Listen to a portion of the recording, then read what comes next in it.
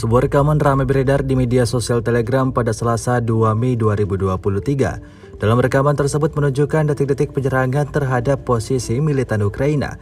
Sejumlah prajurit Ukraina tampak berkerumun di dalam sebuah bangunan yang sudah terlihat ambruk. Amunisi berkeliaran Rusia yang sudah memantau dari jauh tanpa ragu meluncurkan serangannya.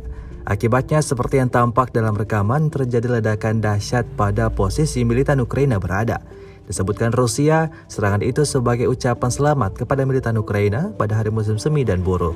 Rusia mengklaim serangannya menewaskan semua tentara yang ada di sana.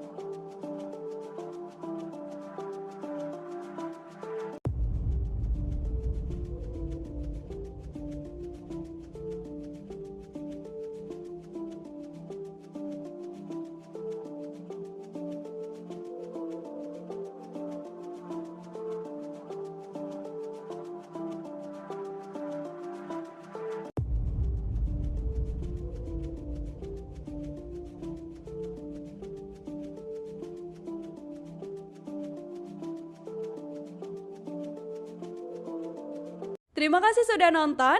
Jangan lupa like, subscribe, dan share ya.